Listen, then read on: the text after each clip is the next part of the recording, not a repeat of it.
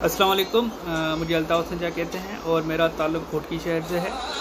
घोटकी सिंध का आखिरी शहर है। इसका जो बॉर्डर है वो पंजाब के साथ लगता है। वैसे तो मैंने इंजीनियरिंग की हुई है, लेकिन वो जो थोड़ा बहुत काम करने के बाद सेल्फ इनलाइटनमेंट होती है वो मुझे बिज़नेस और इन्वेस्टमेंट्स की तरफ लेके आई। और पढ़ने का शौक़ जो है वो मुझे अभी मास्टर्स क्रिमिनोलॉजी करवा रहा है और आगे जाके मैंने इसमें ही एमफिल और पीएचडी का सोचा हुआ है। ये जो मैं सेल्फी रिकॉर्डेड वीडियो बना रहा हूँ ये प्लेटफॉर्म जॉय ऑफ उर्दू के लिए बना रहा हूँ। उनकी जो मुहिम चल रही है घर बैठिए पढ़िए, उसके लिए मैं ये वीडियो रिकॉर्ड कर रहा हूँ। मैं बड़े अरसे से फॉलो करता रहा हूँ जॉय ऑफ उर्दू को और बड़ी खुशी होती है उर्दू में पोइट्री और प्रोज सुनने का। लेकिन जब मुझे पता चला कि वो लोग अब दूसरे लैंग्वेजेस जो पाकिस्तान में यूज़ होती हैं उनके भी वीडियोस प्लेटफॉर्म पे अपलोड करेंगे, तो मैं तैयार हो गया। मैं सिंधी स्पीकिंग हूँ, सिंध से ताल्लुक़ है मेरा, तो मैंने सोचा कि मैं भी कुछ रिकॉर्ड करके भेजूँगा आपको। माज़रत चाहता हूँ कि मैंने इंट्रोडक्शन उर्दू में दिया और बीच में भी उर्दू बोलूँगा, क्योंकि मैं चाहता हूँ कि वाइडर ऑडियंस तक पहुँचे कि मैं कौन हूँ, क्या हूँ और मैं क्या पढ़ने जा रहा हूँ, क्यों पढ़ने जा रहा हूँ। तो मैंने जॉय ऑफ उर्दू के लिए जो सिलेक्शन की थी वो की थी शाह अब्द लतीफ़ भट्टाई साईं के एक सुर है, सुर खंबात। शाह साईं सिंध के अजीम शायर हैं और हर घर में उनका शाह जो रसालो किताब पाया जाता है। सुर खंबात मैंने इसलिए सिलेक्शन की थी क्योंकि मेरी एक दोस्त है, उनके घर का नाम है खंबात। तो उन्होंने मुझे जब किस्सा बताया कि खंबात हमने क्यों रखा है, और फिर जब उस किस्से के बाद मैंने खंबात सुना पढ़ा तो मतलब बैठ गया दिमाग में। पर जब मैं रिकॉर्ड करने लगा सुर खंबात अपने अल्फाजों में, तो मुझे पता चला कि मुझ में इतनी अहलियत नहीं है कि मैं शाह साईं के जो शेर हैं अच्छे तलफ़्फ़ुज़ में अल्फाज में पेश कर सकूं। तो मैंने वो आइडिया फ़िलहाल साइड में कर दिया। फिर मैंने एक नज़र दौड़ाई अपने बुक शेल्फ पे, फिर नज़र पड़ी इस किताब पे, वताए फ़कीर जा रंग हज़ार। ये किताब जो है बड़ी अजीज़ है मुझे, और इसका रीज़न ये है क्योंकि ये अब्बू का तोहफ़ा था मुझे मेरी बर्थडे पर। ये मैंने पढ़ना फिर शुरू की थी 20 फरवरी को और ख़त्म की थी 10 मार्च को 2009 में। ये मैंने डेट्स भी रखी हुई हैं। तो ये किताब मैंने इसलिए चूज़ की क्योंकि एक तो अब्बू की देन थी, अब्बू ने दी हुई थी। दूसरा ये कि जब हम छोटे होते थे तो हमें अब्बू बड़े किस्से सुनाते थे, और एक किस्सा बड़ा सुनाते थे, वो किस्सा था वताए फ़कीर का।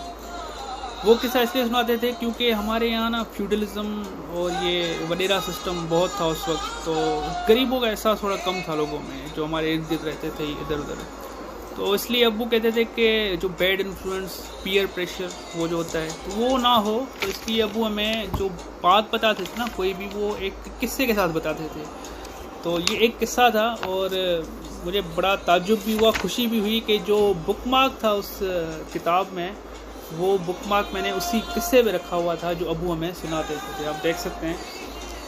तो मैं पहले आपको वो सिंधी में सुनाऊंगा, फिर मैं आपको ये थोड़ा उर्दू में बताऊंगा कि ये के कह रहा है। गाल था कंथ हिक भेरे फ़कीर कंहिं दावत में वियो, दरवाज़े ते बीठल फ़कीर जे लिबास ऐं हाल खे ॾिसी धिके परे करे छॾियो।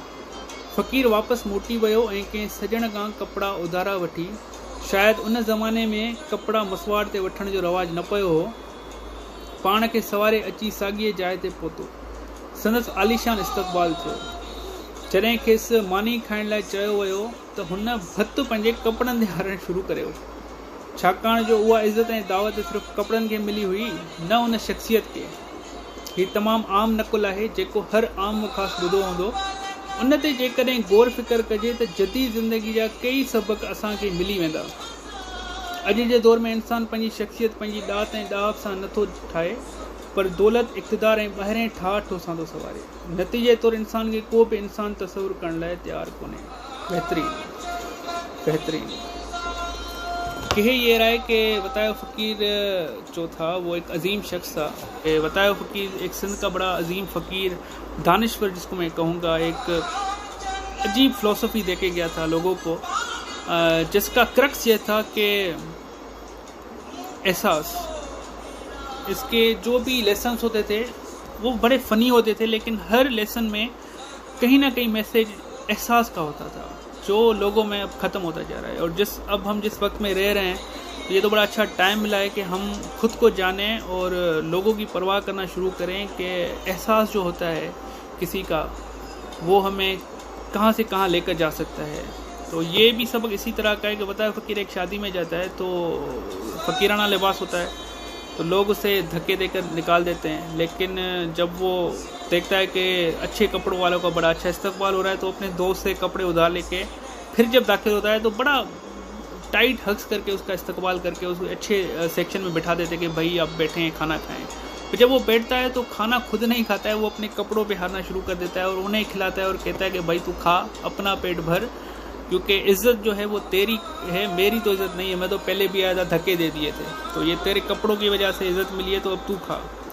तो बड़ी एक हंसी भी आती थी जब हम छोटे होते थे, लेकिन धीरे धीरे पता चला कि बड़ा सबक है इसमें कि एहसास जो है जो गरीबों का स्पेशली कितनी बड़ी नेमत है अगर किसी में है तो। और अब जिस हम टाइम में हैं, जिस वक्त से गुज़र रहे हैं, तो जिस वक्त में अभी लोगों के कारोबार बंद हो रहे हैं, तो अभी तो हमें अपॉर्चुनिटी मिली है, जो थोड़े बहुत प्रिविलेज लोग हैं, कि वो जितना हो सके मदद कर सकें, एहसास करें, लोगों का ख्याल रखें। और इसी के साथ मैं आपसे इजाज़त दूंगा।